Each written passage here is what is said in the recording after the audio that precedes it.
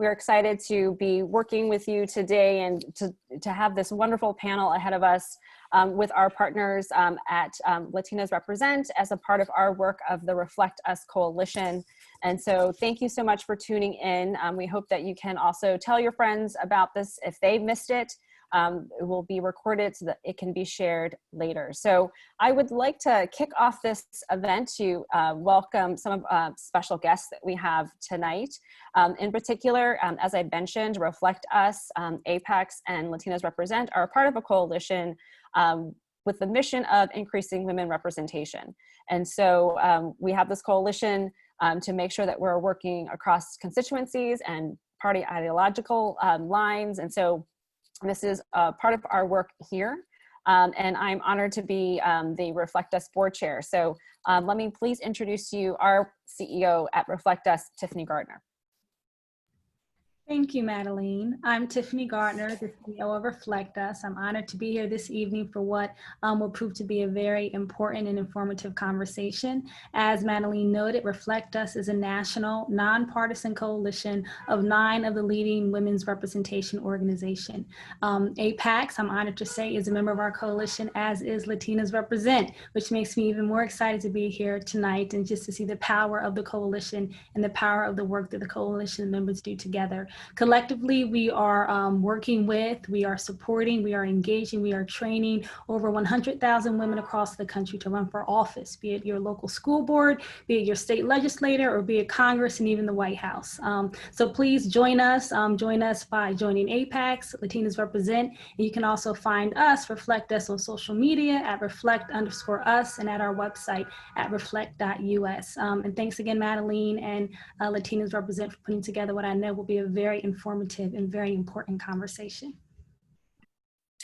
Thank you so much, Tiffany. We appreciate all the work that you're doing to make sure that we have representation. So, and I would not want to forget our partners over at LatinasRepresent, and I'm proud to introduce Stephanie Lopez. Hi, everyone. Thank you, Madeline. We're really happy to be participating in this really important discussion. LatinasRepresent is an initiative of the National Hispanic Leadership Agenda, which is a coalition of over 40 national leading advocacy organizations focused on Latino issues. As an initiative, we are focused on increasing Latina representation and Latina civic engagement throughout the continuum. So we want to make sure that Latinas are getting engaged. We think that this is an incredibly important conversation because we know that we need more Latina representation within federal government. And we are working with the Congressional Hispanic Caucus to make sure that we're streamlining that. So if you're interested in submitting your resume and being considered for a federal appointment, please make sure that you submit your resume to the form that I'm now put into the chat. That is through the Congressional Hispanic Caucus. Thank you so much. Thank you, Stephanie. It's so important for us to encourage our communities to participate, and we hope that people will encourage their friends to submit their resumes and to share this information, because we do want to be a resource. And so I'm really fortunate to have a partner in NCAPA, the National Council of Asian Pacific Americans, and working to put together our own resume bank. And so I know that the APAICS team will put that link in as well, so that people can use that to share with their networks as we continue to help staff the incoming administration. So let's get started with this panel. I'm really excited to have these very talented women joining us today and sharing their experiences of having gone through a confirmation process, having gone through the political appointments process itself. And so I would love to start first with Angela Manso. Can you please give us a little background on your career path to where you ended up at the Census Bureau? Sure. Thank you, first of all, for inviting me to this wonderful conversation. I'm looking forward to hearing so much about other people's experiences. So I started with the Obama administration in 2009, but prior to that, I was working on Capitol Hill, I would say minding my own business, enjoying the job that I had, working with a wonderful member of Congress, now retired, Representative Charlie Gonzalez from San Antonio, Texas. And in fact, I was the person who was collecting resumes for the incoming Obama administration, but did not put my name into the mix. It was through luck, through great colleagues who knew of my expertise, that I ended up going to the Census Bureau to work as the Director of Legislative and Intergovernmental Affairs, because I was one of a few people who had that expertise and background. So spent some time there, about 5 years or so, before moving over to the State Department, where I served as a Senior Policy Advisor for the Western Hemisphere Bureau, which covers basically Canada, the Argentina, and all of the Caribbean. And it was an exciting and wonderful experience to be able to do that work for the remainder of the administration through January of 2017. Such a fascinating career path, and we're so fortunate to have you on to share that with us. And I want to kick that off to Noelle Lee, a similar question, but also you went through, I think, 3 different departments and agencies. So I think that is a testament to also no one stays in the same job. Very few people stay in the same job in an administration that lasts two ongoing ones. So I think your story is very important too. So Noelle, can you share with us? Sure. So again, my name is Noelle Lee. I started my career in DC, also on the Hill. I worked for then Congresswoman Hilda Solis. I started in 2007, and then in 2009, she became Secretary of Labor, and I was very fortunate to move over to the Department of Labor with her. And then after 2 years, I, by luck, happened to meet the White House liaison at HHS. And at that time, there weren't any positions at HHS, but he said, if you're interested, and I'd love to connect. And then eventually, timing was right, and I moved over to the Department of Health and Human Services for a year. And then again, the White House liaison there said there was an opportunity to go to the White House. So I was in the Office of the First Lady for a year, and then went back to HHS. So that's my story in a nutshell. So that just tells you that point A to point B is going to be circular somewhere. So thank you so much for sharing that. Dr. Coronado, can you share with us your story? We know that you were also in a confirmation process, so a little bit different than the 2 stories that we've heard so far, but we welcome hearing your story. Well, thank you for inviting me. And I just want to remind everyone who's joining us today, you can do this. You should do this. We need you at the table because it's very important to have our voices heard.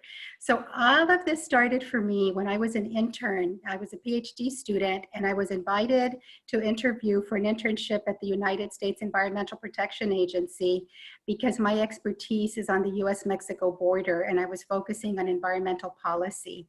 And the US EPA at the time was working on NAFTA and the environmental accords. And so I was part of that process. So one of the things that's really important, I maintained contact with the people I worked with, and that relationship extended almost 20 to 25 years. In the process, I served on several EPA citizen advisory committees. I served on the Good Neighbor Environmental Board. I served on the Environmental Justice Board. I served on the Science and Technology Advisory Council. So I had always my foot in the door, doing some work, a couple of years, and then I would take a step back, and then I would join another committee. And that's how all of this unfolded until this position opened up, which is promoting environmental cooperation between Mexico, Canada, and the United States. And I felt that I had been preparing all of my life to do that work. And so I'm like, okay, I'm going to do it. I am a professor. I've been in academia for almost, probably 30 years, if not longer. And I took a leave of absence from my academic position to be able to do this. So it's very exciting to work for the Obama administration in this capacity. Excellent. Thank you so much. And then we will kick this question over to Vicki Tong, also a former Hill staffer who went on to work in commerce. Vicki, what's your story there? Thanks, Madeline. So like many of my colleagues here today, I also spent about a lot of time on the Hill. So I started off working for Congressman Mike Honda in his personal office, doing a lot of work around like domestic civil rights work, and ended up becoming the first executive director of the Congressional Asian Pacific American Caucus. So had a very close relationship with APAICS. I was a former APAICS fellow. And at a time, KPAC was doing a lot of work vetting a lot of candidates into the White House and for political appointments. And it was funny because I remember Congressman Maikonda sitting down with me and going, hey, I know you're not probably going to stay with me for very much longer because President Obama became president. And such good fortune was that the congressman, along with many APAICS and CAPAC members, were supportive of me moving on to the executive branch. And for me, the values of, stretching, learning, growing, and giving back were really important, which led me to think about an appointment at the Commerce Department. In 2008, the economy was not doing well. We were in a recession, and I wanted to give back, and the Commerce Department was a great place to think about economic development and innovation policy. Thank you. So one of the questions that I think most people are most interested in revolves around, how do you find out about these jobs? Everyone talks about the plum book. Everyone talks about how opaque this process can be. What advice would you give your pre-appointment self that you would now want to, take advantage of now from experience? Angela, what would you advise yourself at that time that you would have done? I think I would have, what I didn't do was go through the plum book. I wasn't even really looking or considering it. This is one of those instances where the job found me. But had I been thinking about it, I would have definitely gone through the plum book and really looked at what opportunities were there, where I wanted to be. In terms of the different agency offerings, and to be really clear about what that is for you, because it is, it's an exciting time and we get caught up in it and thinking, oh my gosh, I'm going to go work for the President of the United States. But once you get past that, then there's the actual job to be done. And so it's really important that people understand the agency that they are interested in going to and the position that they're interested in going into. And that way, I think, you go in and you set yourself up for success. So definitely doing the homework about the agency and the role. That's what I would have done differently. Thank you. Noelle, since you went through, you had a variety of opportunities. So you mentioned a White House liaison. What exactly and how important are they when it comes to defining a job search and finding the jobs that you had in the 3 different places that you worked?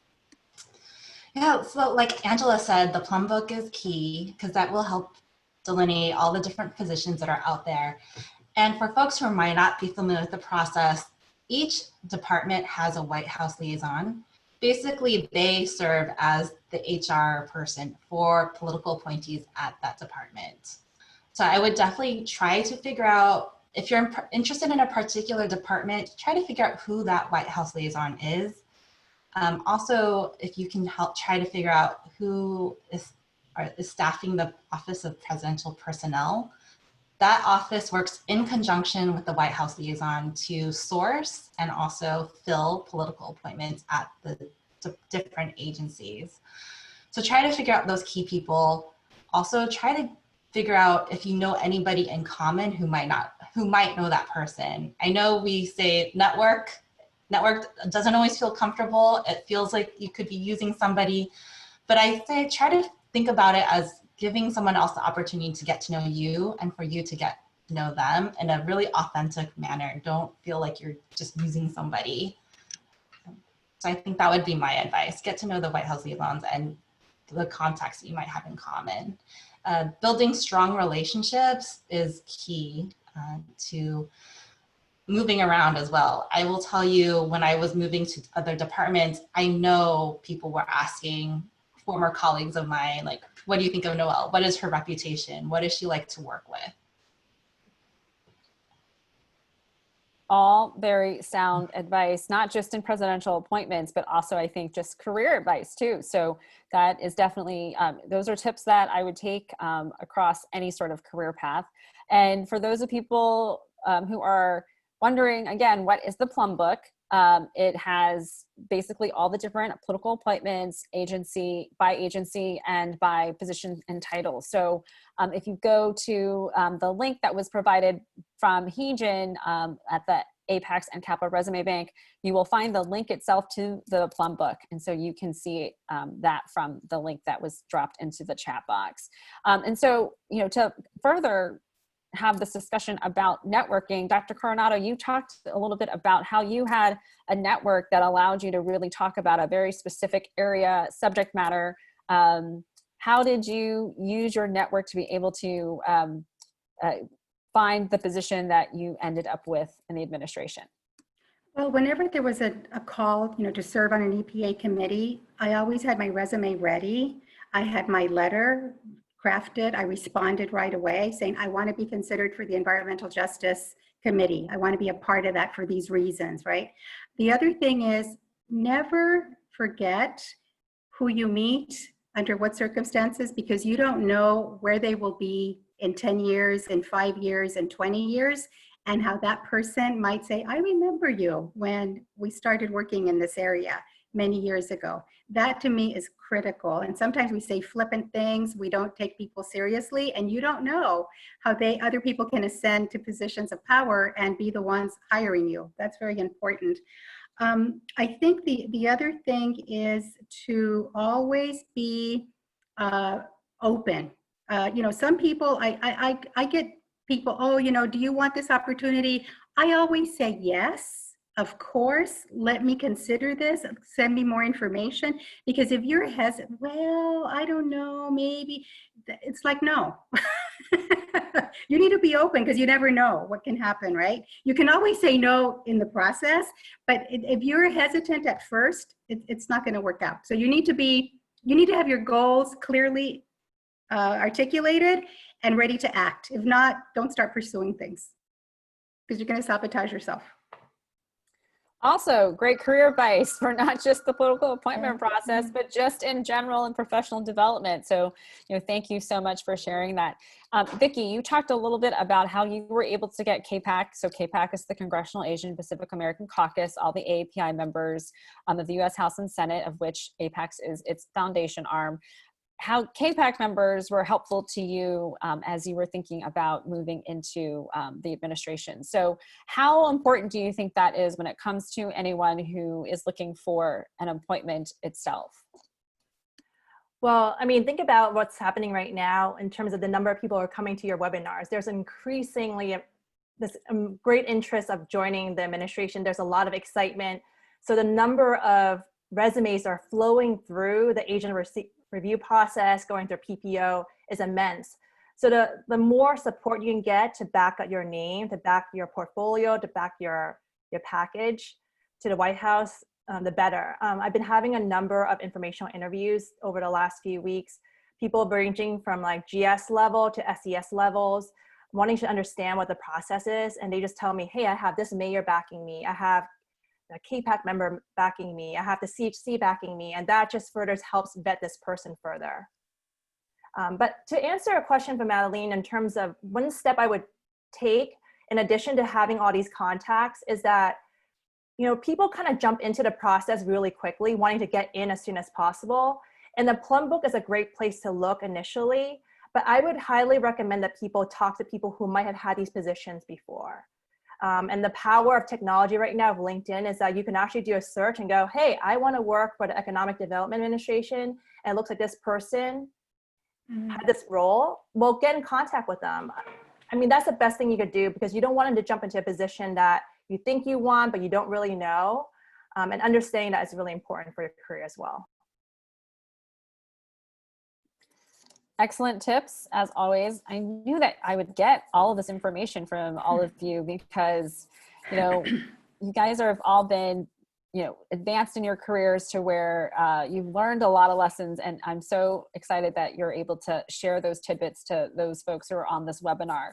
So, going back a little bit to, APAICS and LatinasRepresent, how do you think your roles were affected really by your identity and how you're able to help others? I know that we always try to,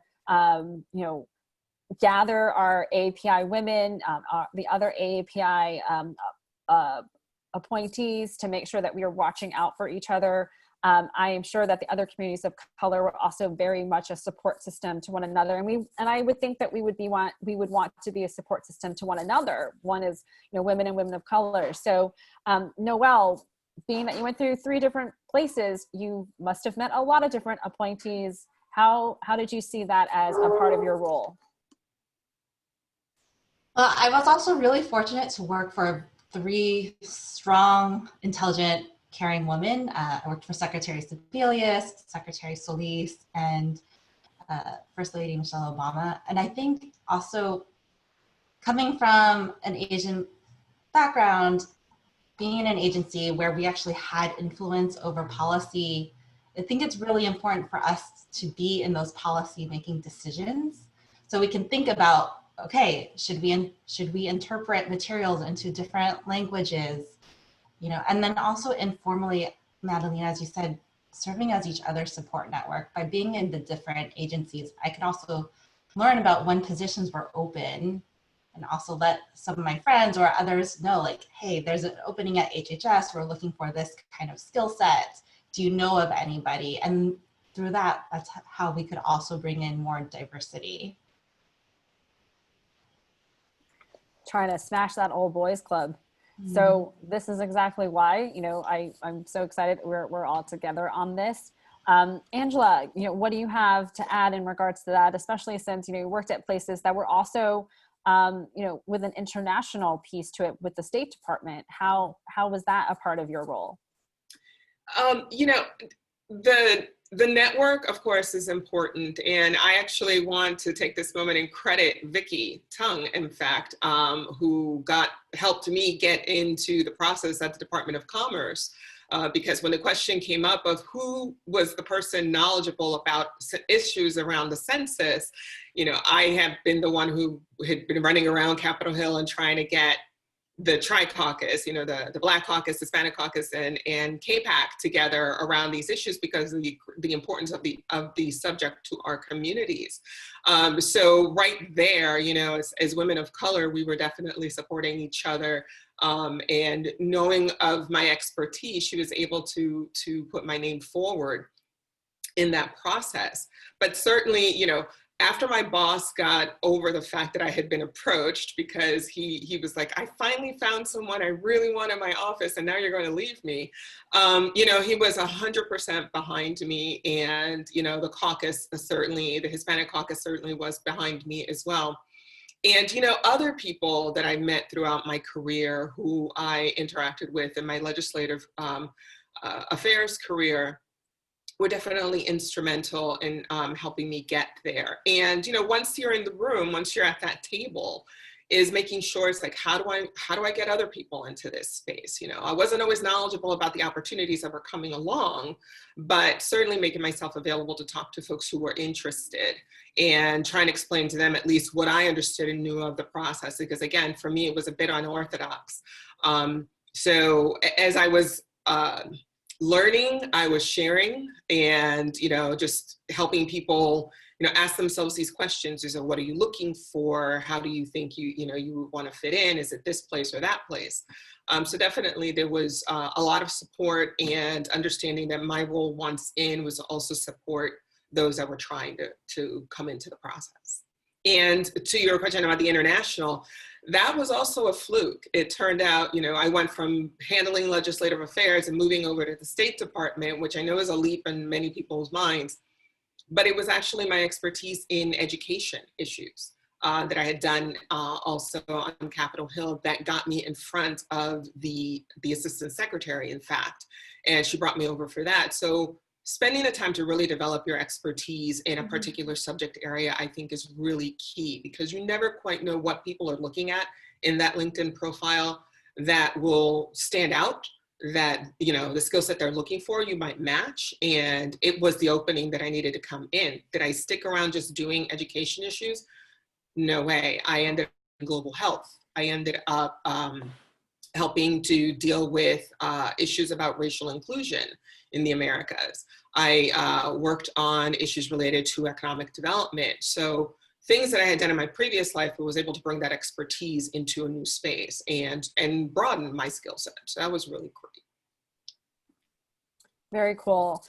Dr. Coronado, we talked a little bit earlier about that.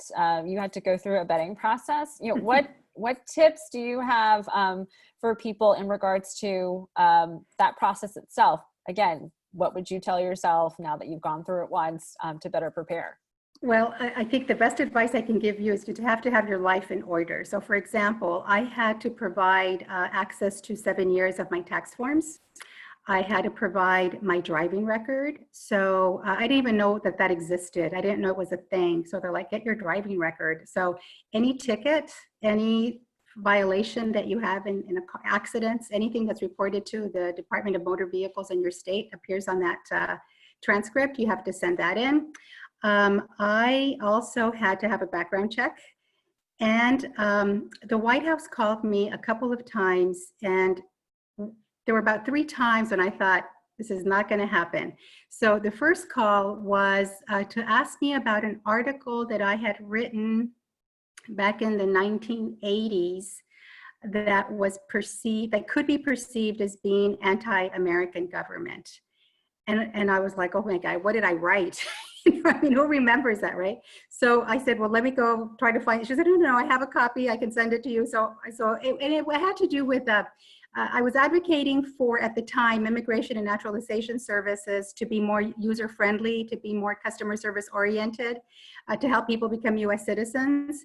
And so I said, why is that? It's a good thing. We want more people to vote. We want more people to, have a stake in this democracy, et cetera, et cetera. So that passed through. The second call had to do with my involvement with Ms. Magazine. I am on their academic advisory board. I'm not on their editorial board. And there was an article that had been published that could have been perceived as anti-Israel.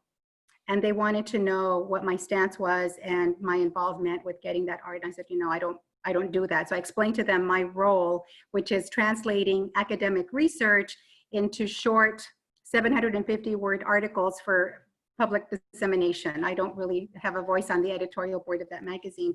And then the third call was, is there anyone that you know that would oppose your appointment? And I'm like, well, I said, I don't think so. And then I thought, well, maybe my ex-husband. And I said, maybe my ex-husband. I said, I don't know. I said, I haven't talked to the guy in years. I said, I really don't know. But anyway, so those are the kinds of things that you have to be prepared for, right? And also, you have to be really careful with social media. And so I am extremely careful because that kind of stuff can come back to haunt you. So that was what the vetting process was like. So you got to have your life in order. So how long pass the background check. So as a follow-up, how long did that process take for you to go through? Months, but I think it helped that I had been cleared for the Trusted Traveler program.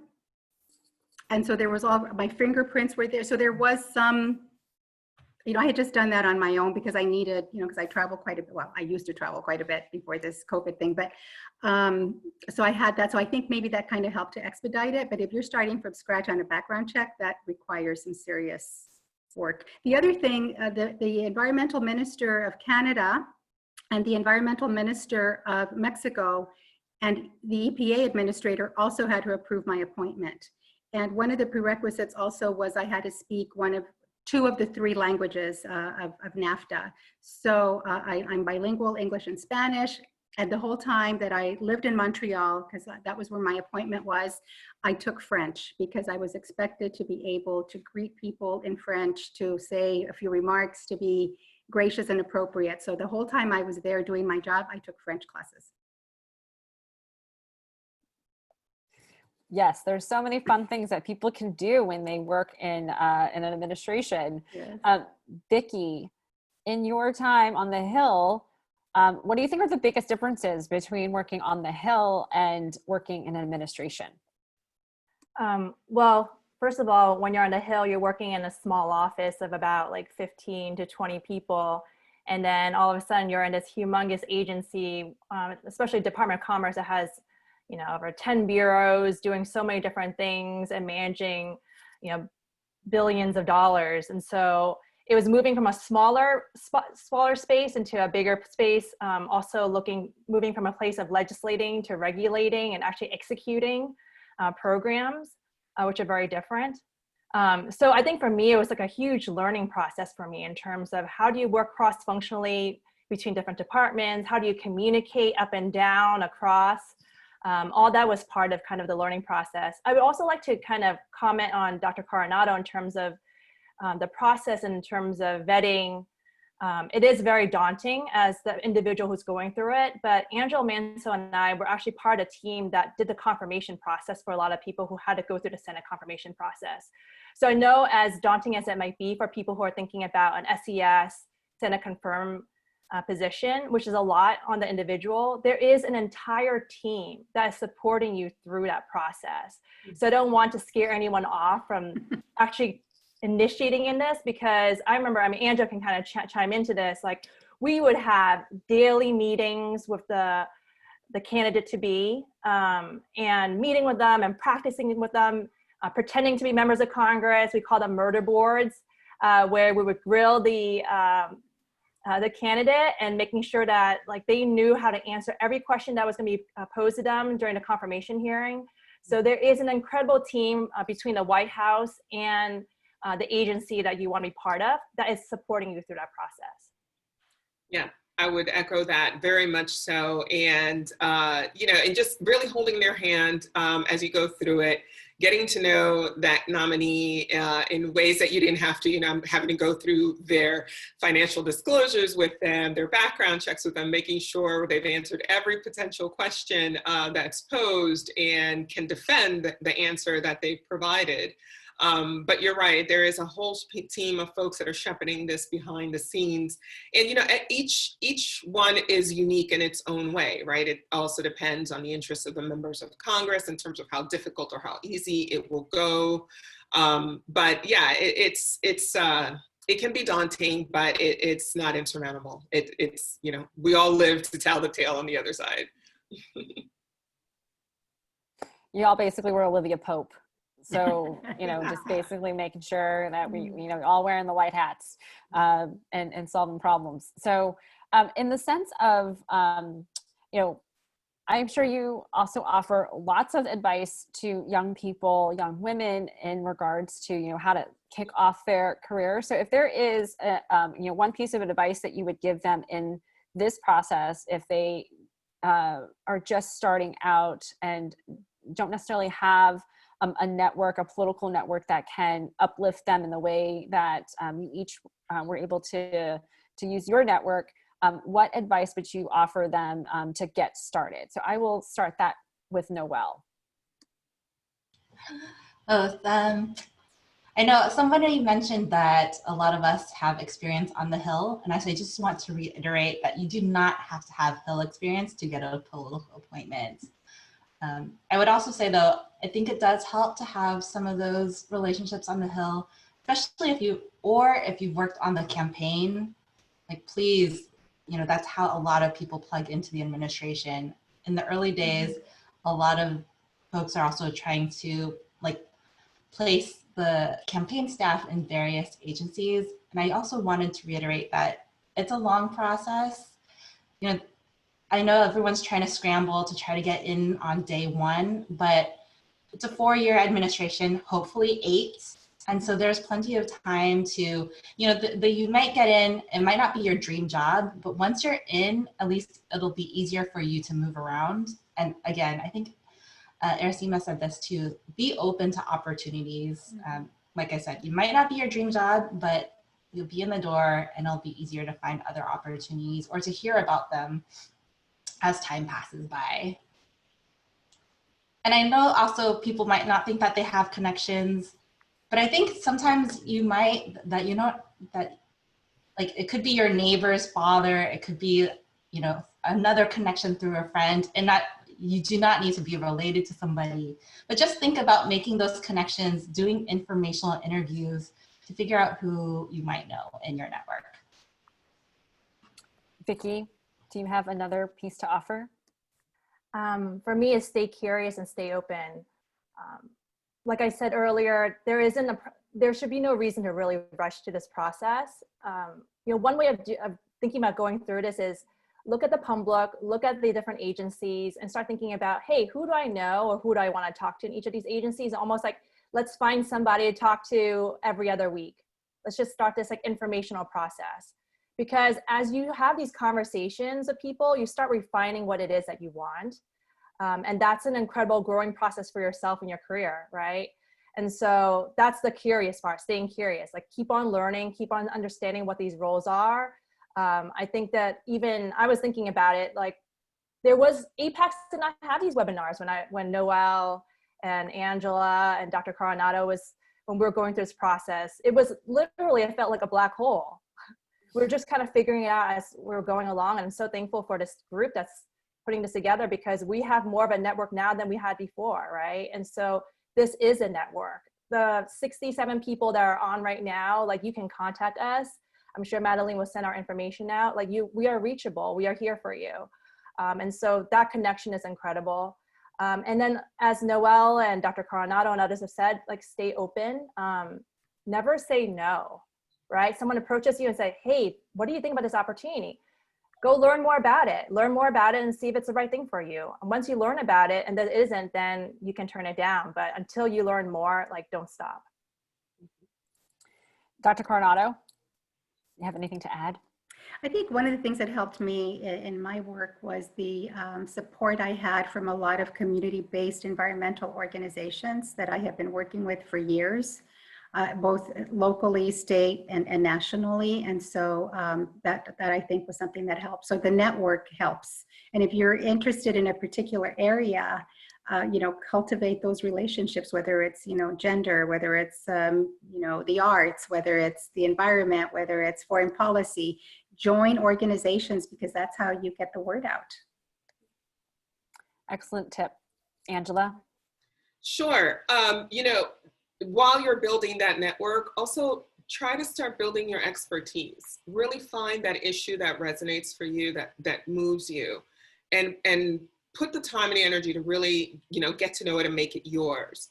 For me, I had already been on the Hill several years. I had taken a hiatus and went off hill, as we say, and came back. But throughout, there were certain issues, despite the portfolio of issues that I had because I worked on Capitol Hill, there were certain few that I felt very comfortable, that I felt I owned. I really tried to distinguish myself in that space. And that's what drew people's attention to me.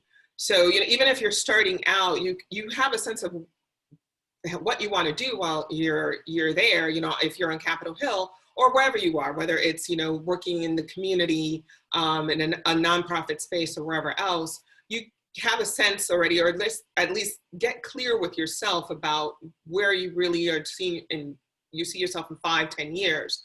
And put your time and your energy and really in building yourself into that expert, if you will. So I think that will also help draw attention to you as a potential candidate. But to Noelle's point, you do not have to be on Capitol Hill. That is absolutely true. There were wonderful candidates that came from all walks of life. First colleagues, now friends.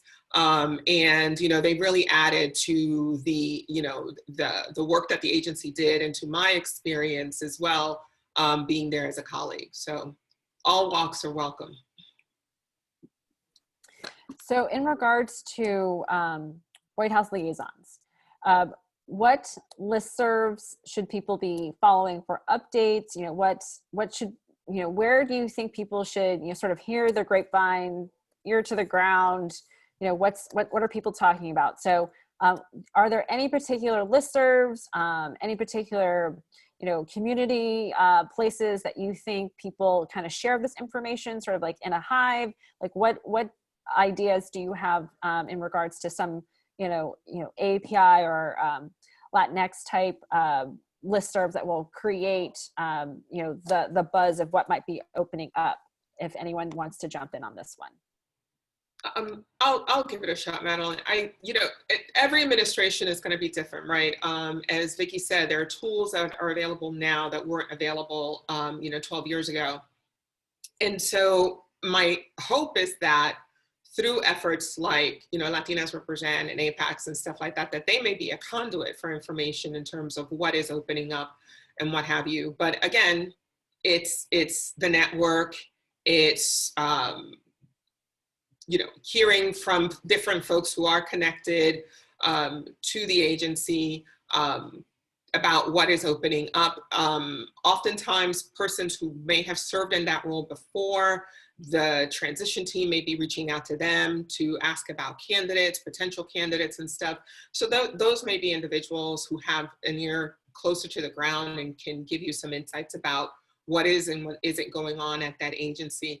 I don't know of a listserv that exists of just White House liaisons and sort of hop on there and follow what's going on. I think they probably want to treat that process more discreetly.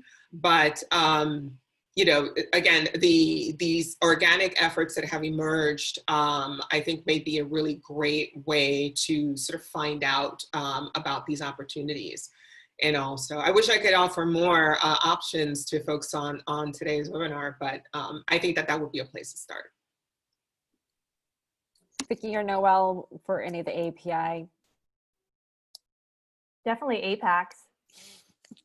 I would also say kind of keep track of who, I mean, like the Biden campaign and Kamala Harris, they're posting things about who are new leaders coming on, right? Like they just posted who their communication leaders are, which is great. It's like a number of amazing women who are leading the communication team, right? And so as you're thinking about, you know, what positions you want, you should also want to be thinking about who you're going to be working for. It's not just working for the president and the vice president-elect. You're going to be working for the different department heads, the different agency heads, different communication directors. So those individuals are going to be your bosses. Those are the people who are going to be your day-to-day person, right? And so keeping track of who are these people who are taking on these roles and finding connections to those individuals is very important. Noelle, did you have something to add? No, actually, I was just going to chime in. Yes, I think Vicki was totally correct. As the Biden transition team is announcing appointments, start figuring out, right, Javier Becerra is going to be the nominee for HHS. Hopefully there's community groups who have ins and know, like, okay, who do we know within his team that can kind of provide some information to us moving forward. So a little bit about the interview process. So Dr. Coronado, I want to start with you. What does that look like? Who are you talking to? You know, what kind of questions are they asking in the sense of, you know, during your interview and through, you know, your job description, like what type of process you went through just beyond the vetting part, but the actual, you know, we'd like to offer you this position. How did you get to that point? Clearly expertise, and Angela has resonated this really well. You have to know something about, in my case, cross-border cooperation, transboundary environmental issues, environmental policy, things like that. So that I knew, and so that kind of like helped to seal the deal. The other thing, of course, was budget. How you know, here's the budget. What is your experience dealing with big budgets and big bureaucracies? What kind of personnel challenges have you had to address in your previous positions that you could, bring to bear in your new position? A lot of it was the policy implications of all of the work, and how do you get 3 countries to embrace a similar policy on endangered species, on air quality, on electronic waste, on things like this. You know, what ideas do you have? Like, what are some of the things that you want to add to the table? So all of that was pretty intimidating. But I think, I was very confident because I've been studying these things for many years and I had an idea of what I wanted to do. I think for me, the most intimidating was, the big budget. That was like a new thing. But, I had managed budgets, not to that magnitude, but I was able to at least articulate an idea that I would be a good steward of government resources. And then Noelle, the interview process for you, what was that like? So I think when I first entered the Department of Labor, I was in a unique situation because I was working for somebody who was a secretary. And I guess there's, beyond submitting your resume in the beginning, later on in the administration, there's no, at least in the Obama administration, there was no formal application process. Again, it was making contact with the White House liaisons, and then they would ask, okay, can you please send me your resume? So it was an initial interview with the White House liaison, and then also later on, as we progressed, whoever was going to be your direct supervisor also had an interview. And then when I moved over to the First Lady's office, again, it was the chief of staff who did the interview. But again, there was not a formal application process. Mhm. Yeah, And that's I think what people mean by the opaque process. That can be very frustrating. It's not clearly delineated on any website. Can I add something? I had to be interviewed by the 3 environmental ministers and not just their staffers. That was like the first level, but then I had an interview with each environmental minister of Canada, Mexico, and the United States. So that was pretty intense. Mm-hmm. To put it mildly, I think. Yeah. I think all of these positions that we hear of, especially with the roles that all of you have played where expertise has been required in part of that role. I do want people to note that there are roles in the administration that do not require expertise on the onset. And so, I'll share this story, about my spouse. He worked in the 92 campaign. He worked on a White House commission. He worked later on after the 96 campaign. He later was a part of the State Department for the G7 summit. And so then he ends up at FEMA, where he's like, I've never been at this agency. I don't know anything about their program. So like, oh yeah, we don't care. You're going to be the special assistant to the cabinet secretary. So you don't need to know any of the programs right now. We just need to schedule him. And so, you fast forward to now where he did serve in the Obama administration as chief of staff, because at that point he had already understood the programs and had already gone through understanding the purpose of the organization, of the mission of the agency, and got to better become more proficient in all the different programmatic aspects of agency. So I bring that forward because you can start in a level where you are a part of the executive office and not have any understanding of a program, and then start to learn about it to where you then become a subject matter expert, to where you are qualified to become a senior executive. So now there are actually emergency management bachelor's degrees and master's in that, when he did not even have that opportunity when he was a political appointee in the Clinton administration. So there are definitely opportunities to start somewhere in the administration and then learn in the process. So I just want to offer that as, something to think about as you think about opportunities when you look in the Plum book. So we have about 10 more minutes. And so I know that each of you have such great expertise in your experience and wanting to, share that with others. I think, the common question that we always get is, how do we start? How does this process work? How long do you think you would tell people this process takes? So Angela, I'll start with you. Sure. So the first time, it took 2 months from the time I got a call saying, we want you to come in and do an interview, to when I started the position at the Census Bureau. They really wanted somebody in that role, but it was also 9 months before the 2010 census and stuff had to happen. So they moved quickly when they needed to. For my appointment at the State Department, that took about 9 months from the time I started the interview and got there. And then on top of that, which we didn't talk about, I think Dr. Coronado may have mentioned it, because I was at the State Department, I had to go through a security clearance.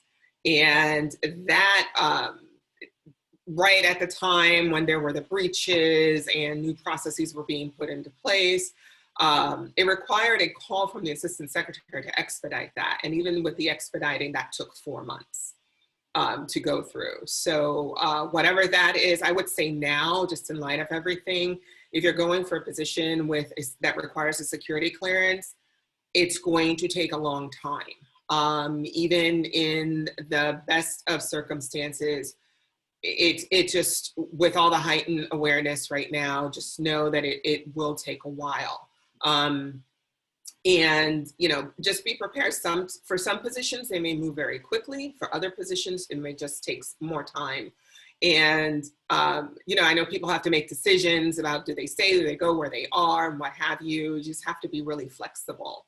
But I recognize that my experience was very unique and other people may have had a much longer process, or because they had already familiarity with the folks at the agency, it didn't have to be as extensive. But just be prepared that it could be anything. But I think it could be a while. It could be a while before, for some roles, it could be a while before folks get it. So we have a question from the audience that was based around, you know, if someone has 10 years of professional experience but no Hill experience, what advice do you have for them? So I'll leave that open to someone who might want to take that. I'll take that. I mean, I had many colleagues who are political appointees that actually did not have a political background whatsoever at all. In fact, that any job that you have, you bring in a wealth of experience, whether it's like management experience, right? I think that's one of the key things. A lot of the work that we do in an agency is management, is managing programs, is executing, is communicating, it's communication, right? It's working with different people, coalition building, cross-functional management. So all that is really interesting. We had people coming from nonprofit backgrounds, business backgrounds, academia, which makes the agency beautiful with the wealth experience. We don't want just a bunch of insiders in Washington, DC taking these jobs. In fact, our work is better when we have people coming outside of Washington, DC coming in with their expertise. Anyone else want to add to that?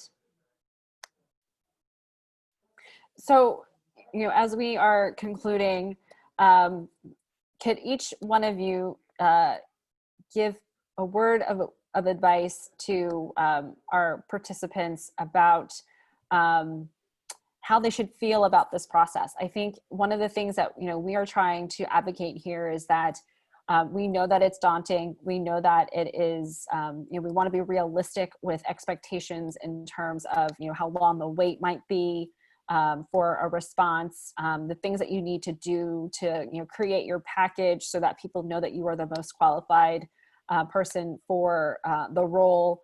And we also want to provide just, you know, real talk on, you know, the things that you would, you know, share in your experience and how you would want to give people advice. So Dr. Coronado, can I start with you and giving people your words of advice?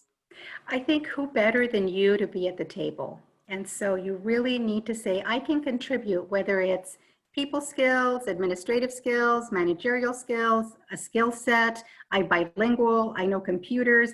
You can always offer something. It's how you package yourself and just get in the door. That's what you need to do. And then you can figure it out from there. And always be very attentive to how you treat people, because you never know when you might circle around and they're like in another position that they can help you. That would be my advice. But I think just do it. Thank you, Dr. Coronado. How about you, Noelle? I would encourage people to be optimistic and not to lose hope. I know it can be a very frustrating process, as Vicki said, to lean on us, lean on each other. There's a whole network of Obama 44 folks. I know the Latinos have a certain group. A lot of us are still, like, even if we're not in DC, still know other people that we could put you in touch with if you are interested in a certain agency and want to learn more.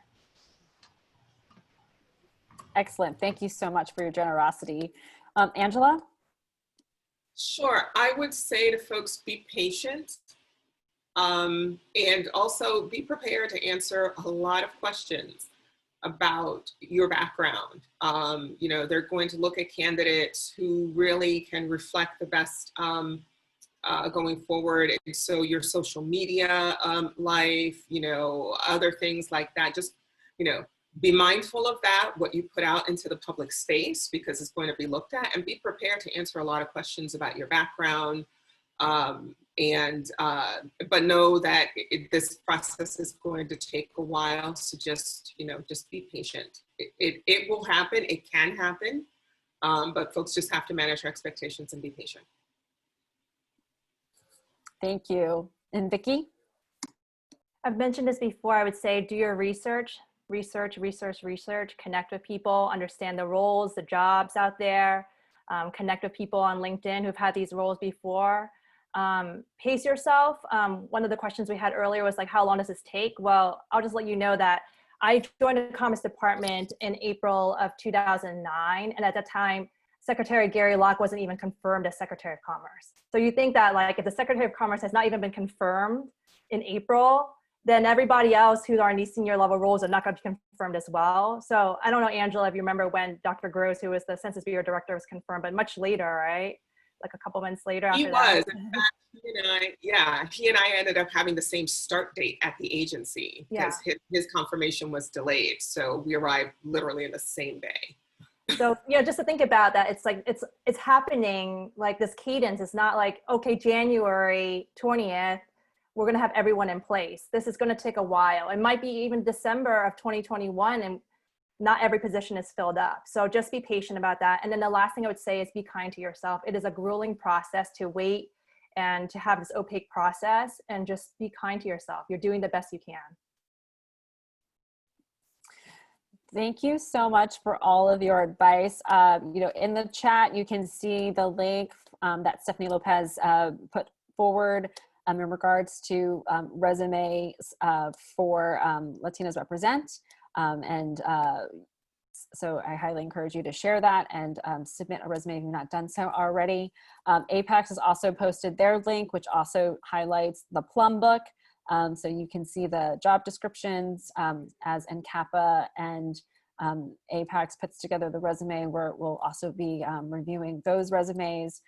We have had other webinars with different individuals speaking on them. So we have had 4 AAPI political appointees speak about their experience from different agencies like Small Business Administration and State Department. So if you are looking for other people's experiences there as well, you're welcome to take a look on the APAICS website to locate those webinars. And we also had another webinar with a former staffer at presidential personnel in the Obama administration, where she basically walks through sort of the A to Z, the 101 on the political appointments process. So that one's a little bit more of a tutorial style. So I think that one in itself will let you kind of see, sort of the demystifying the process itself. I hope this was helpful for everyone, just in the sense of timing and understanding people's journeys, because I think both of us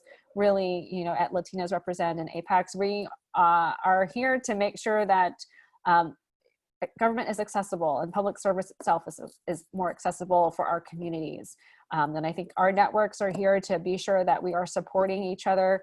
I recently said that my job is I'm a cheerleader, and I'm here to cheerlead for all of you to make sure that you have the resources that you need to be successful. So please check out the APAICS website and other links that we have available. Latinas Represent also had another webinar, so that Stephanie dropped in the chat box. Please utilize all these resources so that you can be more empowered to represent our communities, and so we can have a more diverse democracy and representative democracy. So thank you again to Reflect Us, NCAPA, and Latinas Represent for joining us tonight. Thank you so much to all of you for tuning in, and we look forward to seeing you the next time.